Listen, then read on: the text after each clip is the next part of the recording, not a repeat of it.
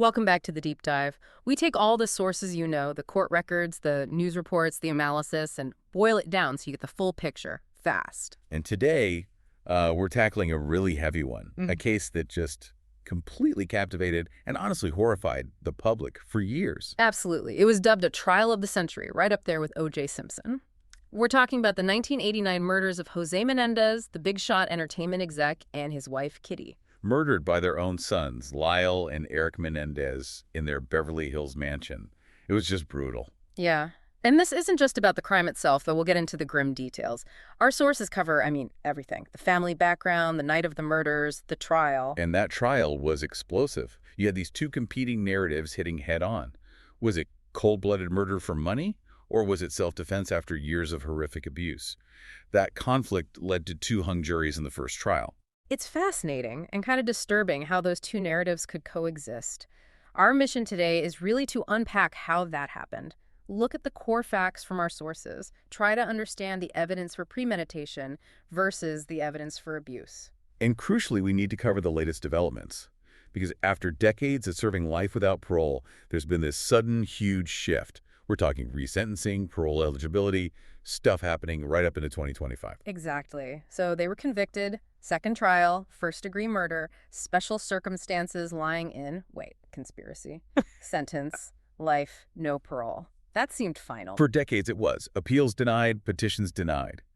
But recent events involving the LA District Attorney's Office and new court rulings, well, they've completely reopened the question of their future. Okay, so let's start at the beginning. The family itself. Because you can't really understand the crime without understanding the dynamic, right? Right. And the sources paint this picture of extreme wealth and success on the surface, but underneath. Yeah. Just immense dysfunction. And it all kind of revolved around the father, Jose Menendez. Yeah, tell us about Jose.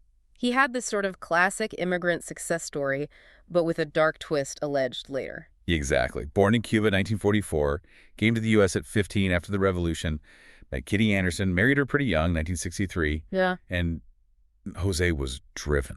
Really driven. Got his accounting degree, climbed the ladder. Fast. Executive at Hertz, then RCA Records. That becomes important later. And finally, CEO of live entertainment. That was a big deal. Film distribution, home video. He was powerful. And that power, that drive, that perfectionism. Yeah. The defense really seized on that, didn't they? Painting him as this cruel, controlling figure. Absolutely central to their case.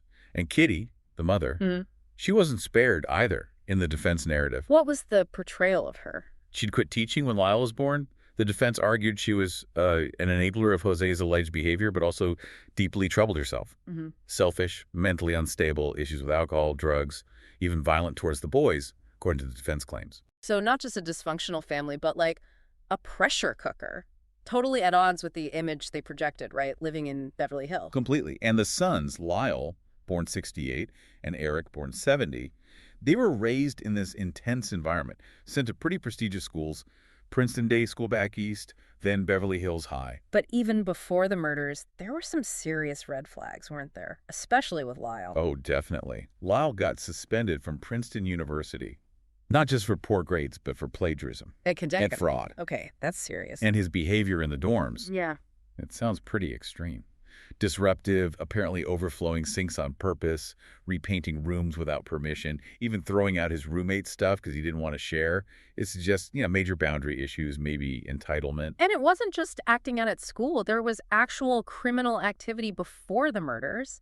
Yeah, this is a crucial point the prosecution used later. Our sources confirmed that back in 1988, when they still lived in New Jersey, the brothers pulled off several burglaries, stole over $100,000 in cash and jewelry from neighbors' houses. Wow, so this wasn't their first foray into crime. Not at all. And the prosecution argued this showed a pattern of calculated criminal behavior, deception, and importantly, financial motive, long before the murders. It kind of undermines the narrative of them just being terrified, helpless victims lashing out. Right, which leads us directly into the planning for the murders. The prosecution's case really hinged on proving premeditation. How did they show that? Well, there were two really damning pieces of evidence suggesting planning. First, the screenplay. The screenplay, tell me about that. Erik, while he was still in high school, actually co-wrote this amateur script called Friends with a Classmate. And the plot. It was about a rich kid who plans and commits the perfect murder of his parents to get the inheritance. You're kidding. That's eerily specific. It's incredibly specific. The sources show the prosecution presented it as basically a fictional rehearsal for the real thing, Okay, that's one. What was the other piece? the gun purchase. This wasn't an impulsive grab. They specifically tried to buy handguns first, a couple of days before the murders. But they couldn't. No, they ran into issues. California's mandatory 2-week waiting period, plus something was wrong with Lyle's driver's license. So they were blocked. So what did they do? They didn't give up. No. They pivoted, drove about 120 miles south to San Diego, went to a Big Five sporting goods store, and they didn't get pistols. They bought 2 Mossberg 12-gauge shotguns. Shotguns, those are powerful weapons. Extremely powerful hunting weapons. They bought both birdshot and buckshot ammunition. And because Erik was underage to buy them, he used a stolen driver's license. Belonged to a friend of Lyle's. So driving hours, using a stolen ID, buying heavy artillery, that doesn't exactly scream spur of the moment, does it? It screams planning. Absolute deliberate planning and commitment to getting those specific weapons right before the murders happened. Which brings us to the night itself, August 20th, 1989. Jose and Kitty are at home. Yeah, in the den of their mansion. Watching TV, ironically, a James Bond movie, The Spy Who Loved Me. And then the brothers came in. The crime scene, the police described it as horrific. Beyond horrific. Officers said it was the most brutal scene they'd ever encountered. Just absolute carnage. What were the specifics? Jose was shot 6 times. The final fatal shot was point blank to the back of his head, like an execution. Oh, my God. And Kitty? Kitty's death was even more brutal, if that's possible. She was shot 10 times. 10. 10 times. And the details are chilling. The evidence shows she was already down on the floor trying to crawl away. Lyle apparently went out of the room, reloaded his shotgun, came back in. They reloaded. He reloaded, came back, and fired the final shot directly into her face, her cheek area. The autopsy described multiple lacerations of the brain from that contact shot. Jose's autopsy mentioned explosive decapitation. That level of violence, the reloading, the contact shot to Kitty while she's already down, it's hard to square that with the idea of panicked self-defense, isn't it? It's incredibly difficult. It suggests something much more calculated, more like rage or ensuring absolute silence. That overkill became a major point for the prosecution. Okay, so after this massacre, they immediately move into cover-up mode. Instantly. Their actions right after show clear thinking, even if it was a bit clumsy. They got rid of their clothes, presumably blood-stained. They drove out and buried the shotgun somewhere along Mulholland Drive. And then the alibi attempt. That was kind of botched, wasn't it? Yeah, a bit amateurish, maybe arrogant. They first went to a movie theater, planning to buy tickets for Batman to show they were out. But realized the tickets would be time-stamped. Exactly. They realized the timestamp would prove they weren't home during the murders. So, quick change of plan. They ditched that idea and instead drove over to Santa Monica to the Taste of LA Food Festival. So acted like nothing happened. And then probably the most infamous part of the immediate aftermath, the 911 call. Oh, yeah. Lyle's call. It's become legendary, hysterical screaming, "Someone killed my parents." The prosecution later played that in court, right, to suggest he was acting. They did. They argued it showed his ability to manipulate, to put on a performance. And critically, when the police arrived at the house, Lyle didn't just seem like a grieving son.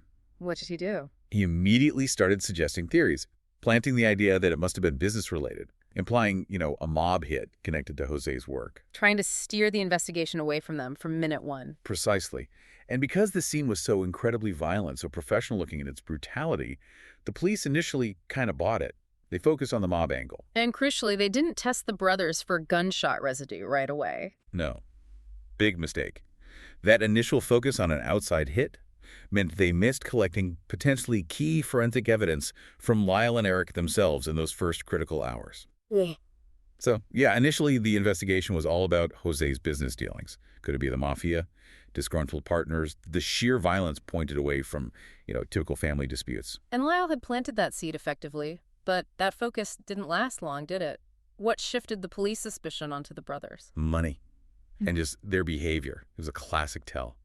The heirs start acting really, really weirdly and spending a lot of money. Ah, the spending spree. This became huge news. How much did they actually spend and how quickly? In the roughly 7 months between the murders and their arrest, they burned through about $700,000. $700,000? Where did that come from? Mostly from a life insurance payout. There was a $650,000 policy on Jose that paid out relatively quickly. And they just went wild with it. Wild how? What kinds of things were they buying? Because $700 K back then, that's serious cash. Oh, it was extravagant. Lyle bought a restaurant, Chuck's Spring Street Cafe, apparently a buffalo wing joint back in New Jersey. He also bought himself 3 Rolex watches, very flashy, and a Porsche Carrera sports car. Okay, so Lyle's going for status symbols. What about Erik? Erik's big spend was on his tennis career. He hired a full-time professional tennis coach and started traveling overseas to play in tournaments, trying to go pro, basically. And their lifestyle in general. Completely changed. They ditched the family home, obviously, and moved into these plush, adjoining condos down in Marina del Rey. They were constantly seen eating out at expensive restaurants, taking trips Caribbean, London, just living large. It's just that the psychology of that is so stark, isn't it? If you're supposedly devastated and traumatized, you don't typically buy Rolexes and Porsches the next month. Exactly. The prosecution argued it showed zero remorse, zero trauma.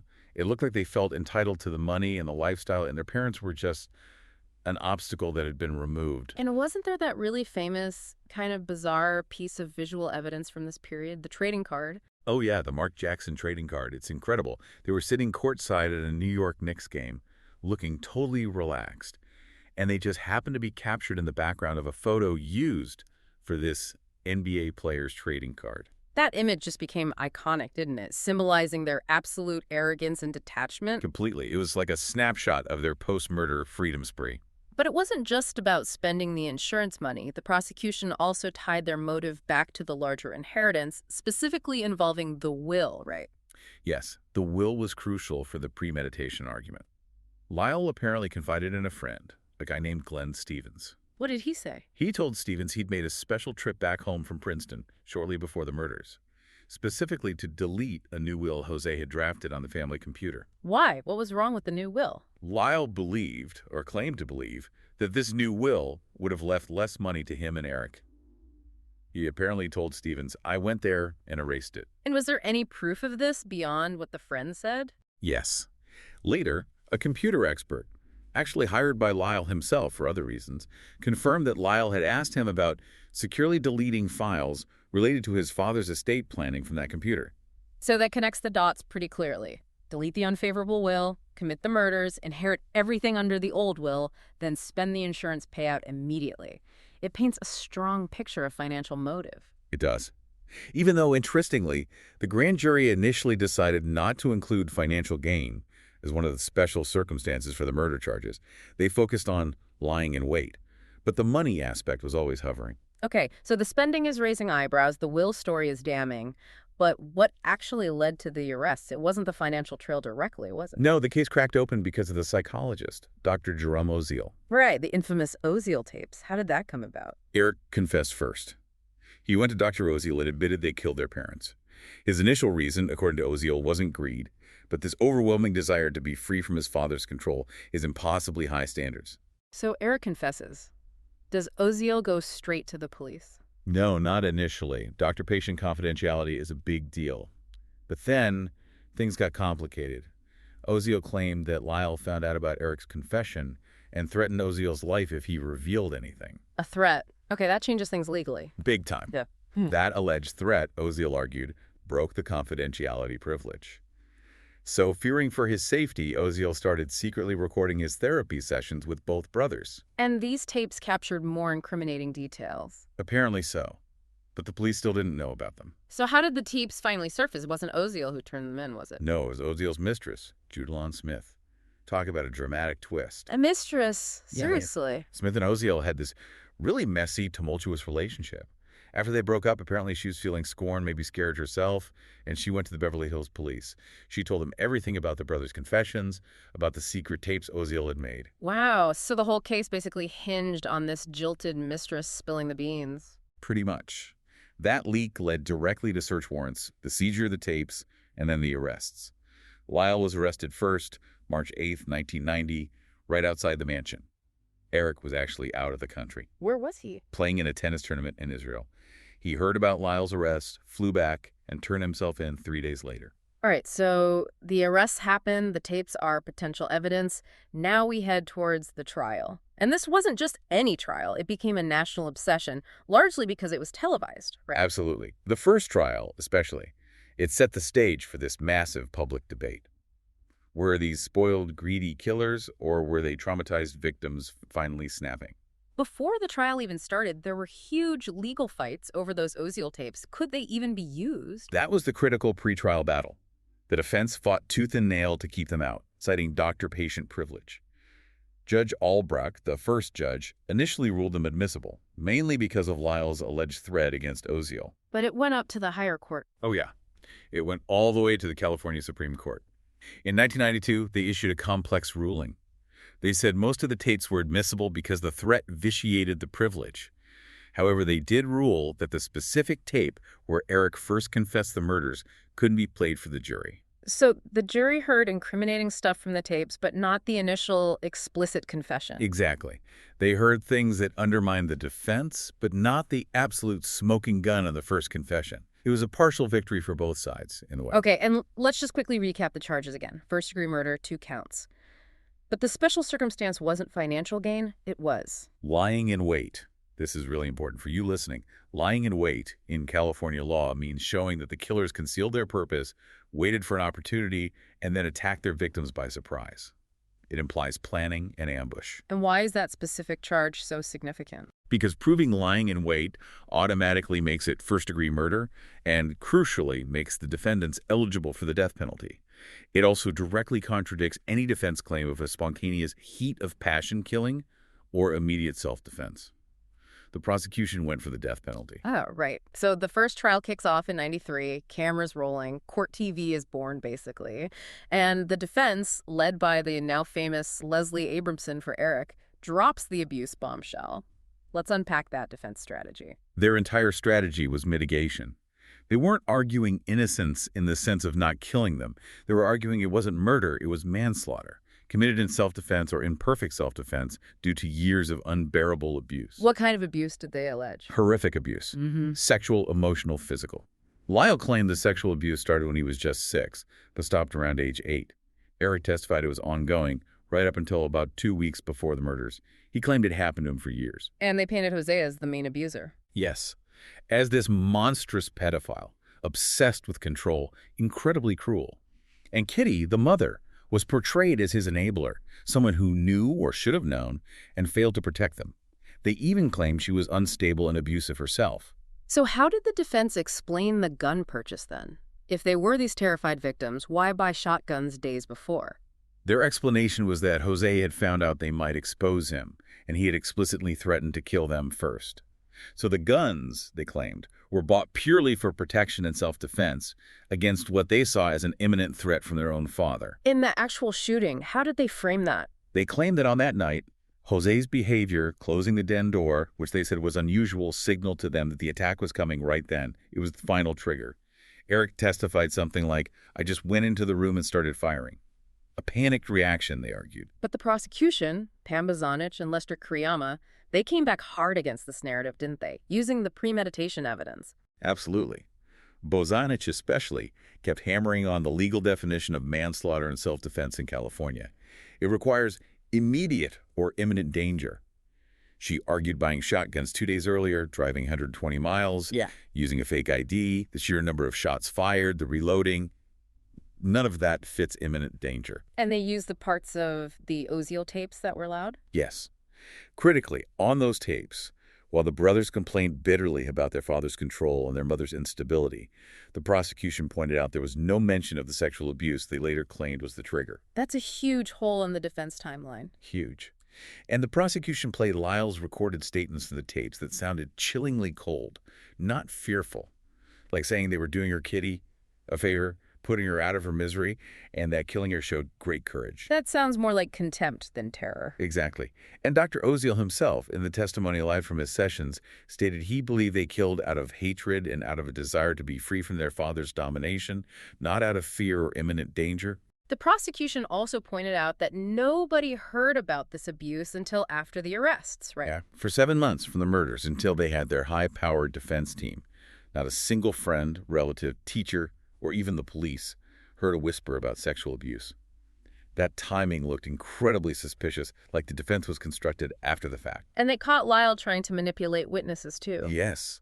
Lyle himself admitted on the stand that he tried to bribe his ex-girlfriend, Jamie Pisarcik. He asked her to lie and testify that Jose had made unwanted sexual advances towards her, presumably to bolster the image of Jose as a predator. That's incredibly damaging to his credibility. Devastating. And then Bozanich played that dramatic 911 call for the jury, arguing it was all an act, proof of Lyle's ability to fake emotion and deceive. There were other strange details, too, like the cinnamon thing. Oh, right, that was bizarre. Erik testified he put cinnamon in his father's drinks to improve the taste of semen after alleged forced oral sex. The prosecution challenged this, arguing cinnamon has such a strong flavor, Jose would have surely noticed. It just added to the list of questionable details. So with all this prosecution evidence, the planning, the tapes, the spending, the inconsistencies, the attempted witness tampering, you'd expect a conviction, right? But the first trial ended with A stunning result. 2 deadlocked juries, 1 for each brother. Mistrial declared in January 1994. Total shock. Why? What happened? The sources mention a gender split in the juries. That seemed to be the main reason. Remember, this trial was televised. Millions watched the brothers cry on the stand as they detailed the alleged abuse. Reports indicated that many female jurors found the abuse testimony compelling, maybe identifying with the trauma, and leaned towards manslaughter. They saw the brothers perhaps as damaged victims. Well, the male jurors. The male jurors reportedly focused more on the objective facts. The gun purchase, the reloading, the lies, the spending spree. They saw a premeditated murder. It was this stark divide, reflecting maybe a broader societal split at the time on how to weigh claims of trauma against cold, hard evidence of planning. And this was happening right around the time of the O.J. Simpson case unfolding, too. Yeah. Massive pressure on the DA's office. Huge pressure. Gil Garcetti was the L.A. district attorney. He couldn't afford another high-profile loss or hung jury, so he decided to retry them, but with some major changes. What changed for the second trial, starting in 1995? The biggest change. Judge Weisberg, the new judge, banned cameras from the courtroom, no more televised spectacle. This completely shifted the dynamic. It became less of a public drama, more of a focused legal proceeding. Did the strategies change much? The prosecution doubled down on premeditation and deception. And significantly, Lyle Menendez did not testify in the second trial. His emotional performance in the first trial had clearly backfired with half the jurors. So, no Lyle on the stand. How did the prosecution hammer home the deception? They presented more evidence of Lyle trying to manipulate stories. They had a letter he wrote to another ex-girlfriend, Tracy Baker, basically coaching her on what to say, including a line like, "We will decide later around what date this incident occurred." Just blatant fabrication. Ouch. And the abuse defense, was it still central? It was still their core defense, yes. They brought in PTSD expert John Wilson again, arguing Erik showed signs of severe trauma, like a fight-or-flight response conditioned by abuse. But the prosecution had counter-arguments. Oh, yeah. They brought in their own famous forensic psychiatrist, Dr. Park Dietz. Dietz argued Erik didn't fit the profile of someone suffering from learned helplessness, typically seen in long-term abuse victims. Why? Because Erik was clearly capable of complex planning, buying the guns, practicing with him, carrying out the murders. That proactive violence didn't fit helplessness. That's the core paradox again, isn't it? How can you be both paralyzed by trauma and a meticulous planner? Exactly. And Judge Weisberg made some crucial rulings that really restricted the defense this time. He ruled there simply wasn't enough evidence to claim imminent danger for self-defense. So self-defense was off the table. Legally, yes. He did allow the defense to argue that maybe the shooting of Jose could have been considered in the heat of passion, a lesser form of manslaughter, but, and this was key, he specifically disallowed the heat of passion defense for the murder of Kitty. Why not for Kitty? Because the evidence showed she wasn't posing any threat. She was crawling away. He ruled there was zero evidence she provoked them in that moment, and her killing looked purely like a calculated execution, part of the original plan. That ruling was devastating for the defense. And was there any new evidence about the financial motive in the second trial? Yes, something that hadn't come out as clearly in the first. Testimony revealed that just 2 days after the murders, the brothers showed up at the home of an attorney's wife with a safe they'd taken from the house. What were they doing with the safe? They were desperately hoping to find a copy of Jose's will inside it. The safe turned out to be empty, but the act itself, prioritizing finding the will just 48 hours after killing their parents, screamed financial motive. It strongly reinforced the prosecution's narrative about greed. So no cameras, tighter judicial control, more evidence of deception and financial motive. What was the outcome this time? No deadlock. In 1996, the second jury convicted both Lyle and Erik on all counts. 2 counts of first-degree murder, with the special circumstances of lying in wait found true, plus conspiracy to commit murder. In the sentence? Life in prison without the possibility of parole. So after the 1996 convictions, the legal battles didn't exactly stop, but they moved into the appeals phase. The brothers argued trial errors, ineffective counsel, all the usual grounds. But those initial appeals didn't go anywhere. No. The California Court of Appeal upheld the convictions in 1998. The Supreme Court of California declined to review the case. Then they started filing habeas corpus petitions. Okay, let's clarify that term, habeas corpus. For you listening, what does that really mean in this context? Why do prisoners file these? Right. So a habeas corpus petition, it literally means produce the body, is basically a last resort after direct appeals fail. You're arguing that your imprisonment itself is illegal, usually because your constitutional rights were violated during the trial or investigation. Like maybe your lawyer was terrible or the prosecution hid evidence. Exactly. Or, and this becomes crucial later for the Menendez case, maybe there's significant new evidence that proves your innocence or undermines the conviction, evidence that wasn't available or known at the time of the trial. And the brothers filed these petitions. How did they fare initially? They filed multiple petitions in both state and federal courts through the late 90s and early 2000s. Our sources show denials in 1999, 2003, 2005. Basically, the courts consistently rejected their claims for decades. The life sentences seemed absolutely set in stone. Meanwhile, life goes on, even in prison, and both brothers actually got married while serving life sentences. That always strikes people as strange. It does highlight the weird sort of celebrity status that sometimes attaches to infamous inmates. Lyle married first in 1996. Her name was Anna Erickson, a former model. They actually got married over the telephone, which just shows you the bizarre reality of prison relationships. Did that last? No, they divorced in 2001. Apparently, she found out he was writing letters to another woman. He had remarried in 2003 to a woman named Rebecca Sneed. They got married in a prison visiting room. Reports say they separated just recently in 2024. Okay, and Erik, he married too. Yes, Erik married Tammy Rusakwan in 1999, also in a prison waiting room at Folsom State Prison. And that marriage seems to have lasted. Has she spoken publicly about it? She has. She even self-published a book about their relationship in 2005. She confirmed some surreal details, like their wedding cake was literally a Twinkie. A Twinkie wedding cake? Wow. Yeah. She also shared that her own daughter, from a previous relationship, calls Erik her Earth Dad, indicating a real, albeit unconventional family dynamic. Erik has said publicly that Tammy is what gets me through, showing how vital that connection is for surviving a life sentence. Okay, so decades pass, appeals fail, they build lives of a sort inside prison. Then suddenly, around 2023, things start to change dramatically. What prompted this recent push for resentencing?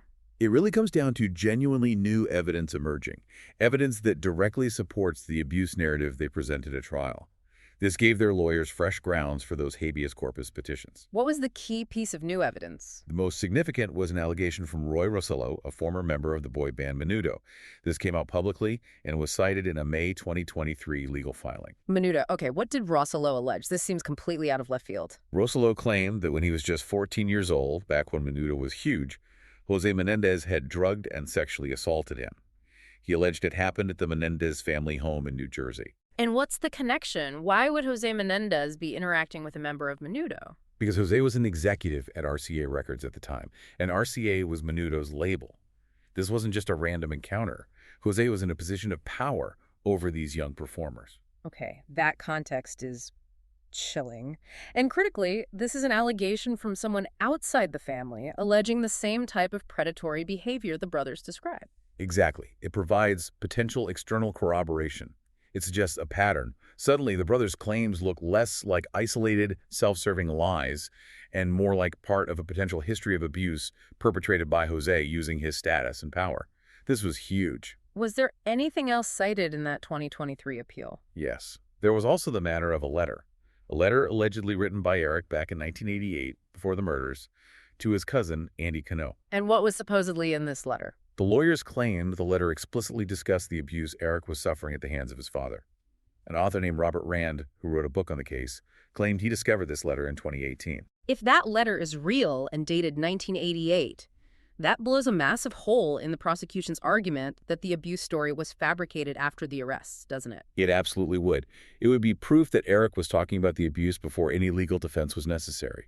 Its authenticity and why it wasn't used earlier became points of contention, but its existence fueled the new legal push. So this new evidence, Rossello's allegation and the letter, created enough momentum for political action.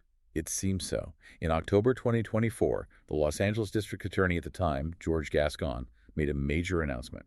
His office had reviewed the case, including the new evidence, and they are recommending resentencing for the Menendez brothers. Wow. The DA's office recommending resentencing after decades? That's a bombshell. What was Gascon's reasoning? Gascon basically adopted a more modern, trauma-informed perspective. He stated publicly that he believed the brothers had endured a tremendous amount of dysfunction in the home and molestation. He acknowledged the premeditation meant manslaughter wasn't the right original charge, but he felt their sentences should be reconsidered, taking into account the abuse, the decades they'd already served, and their behavior in prison. But then politics intervened, right? LA elected a new district attorney. Correct. Nathan Hochman won the election, and his stance was dramatically different. Almost immediately after taking office, Hochman announced his opposition to the habeas corpus petition seeking resentencing. What was Hochman's argument? Back to the original prosecution view. Pretty much, he called the self-defense claims self-serving lies. He specifically questioned the credibility of that 1988 canolator, asking why, if it was so crucial, wasn't it presented during the original trials. It highlighted this deep ideological divide on how the justice system should weigh historical trauma against the facts of a brutal crime. So the new DA opposed it, but the resentencing hearing still went ahead based on Gascon's earlier recommendation and the new evidence, and also based on their age at the time. Yes, the judge proceeded. A key factor was a California law related to offenders who committed crimes when they were under 26 years old, which both brothers were. This law allows for reconsideration of life without parole sentences under certain circumstances. So in May 2025, the judge made a ruling. And what was the ruling? The judge resentenced both Lyle and Erik Menendez to 50 years to life. 50 to life. 50 to life. What does that mean practically? Does that mean they get out? Not automatically, but what it did mean was monumental. It made them eligible for parole consideration. For the first time since 1996, there was a potential pathway, however distant, to release. The life without parole sentence was officially changed. So the door to freedom creaked open, but it didn't stay open long. No. The California Parole Board reviewed their cases very quickly after the resentencing. And in August 2025, just a few months later, both Lyle and Erik were denied parole. Denied? On what grounds, after all that?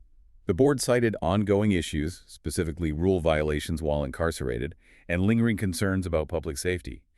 Erik's denial mentioned general rule violations.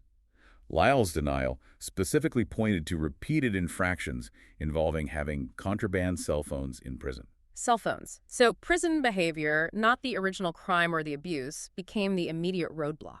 It appears so.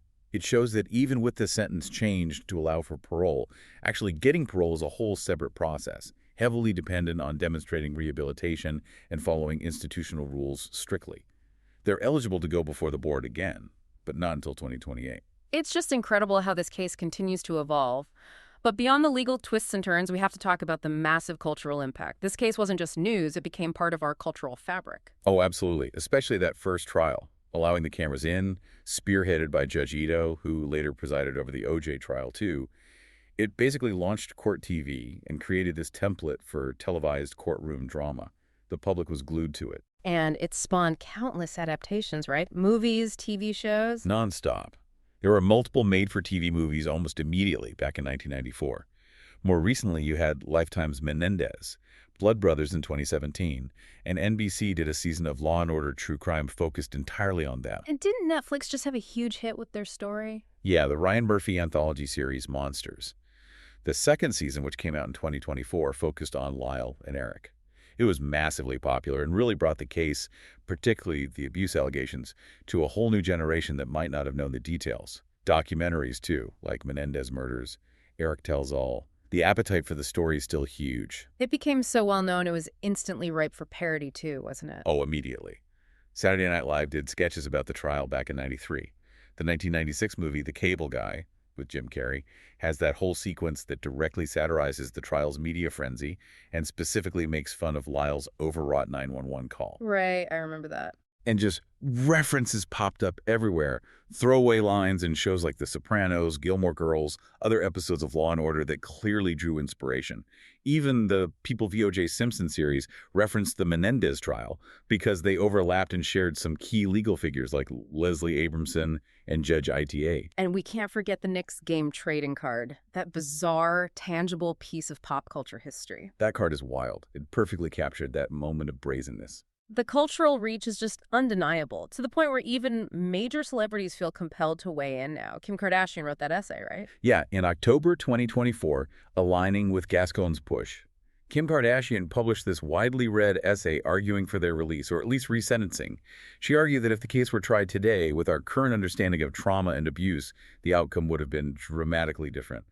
It shows how the case remains a touchstone for debates about justice, trauma, and media. So after digging through all these sources, where does this leave us? And more importantly, where does it leave you trying to make sense of it all? It feels like we're stuck between two incredibly powerful opposing forces. That's exactly it. You have, on one hand, undeniable evidence of premeditation.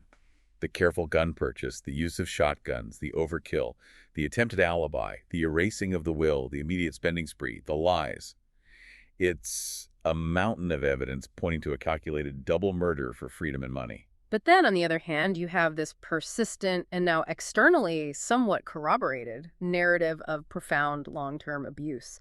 Rossello's allegations, the potential 1988 letter, it paints a picture of genuine terror and psychological damage inflicted by the parents, especially Jose. Right. So the core conflict we've traced isn't just a simple guilty, not guilty. It's about why. Was the driving force greed and entitlement, or was it the desperate, albeit horrifically violent act of deeply traumatized individuals pushed beyond their breaking point? The evidence genuinely supports both interpretations to some degree. And the recent legal moves, starting with DA Gascon's recommendation and the judge's resentencing decision in May 2025, seem like an attempt by the system to finally acknowledge that complexity, wouldn't you say? I think so. Resentencing them to 50 to life wasn't saying they were innocent, or even that it was manslaughter. The murder convictions stand. But it was acknowledging that their youth at the time of the crime, combined with the now stronger evidence of severe abuse, warranted a chance at parole, a chance life without parole denied them. It was trying to apply that modern, trauma-informed lens Gascon talked about. Yet that chance was immediately snatched away by the parole board in August 2025, and the reasons given weren't about the original crime's brutality or the abuse context, but about cell phones. Yeah, Lyle's cell phone infractions, Erik's unspecified rule violations. It shows this disconnect, perhaps. While the courts might be evolving to reconsider the context of the crime based on new understanding of trauma, the parole system seems, at least for now, more focused on the conduct within prison as the primary measure of rehabilitation and public safety risk. Which leaves us with a really challenging final thought, doesn't it? A question that hangs over not just this case, but potentially many others as our understanding of trauma evolves. Definitely. The question is, when you have a case like this, defined by such extreme conflicting realities, perpetrators who are also victims, a crime that was both brutally planned and potentially rooted in years of terror, does our current justice system, which often seeks clear-cut binary answers, actually possess the tools to fully reconcile those contradictions? Can the system truly weigh new evidence of profound historical abuse against the hard facts of a meticulously planned, horrific crime, especially decades after the fact? The Menendez brothers' next parole hearing in 2028 might give us another glimpse into that answer, but the fundamental tension remains. It really does. It forces you to grapple with whether justice can ever be fully achieved when the narrative is this fractured, this complex, and this deeply disturbing on all sides.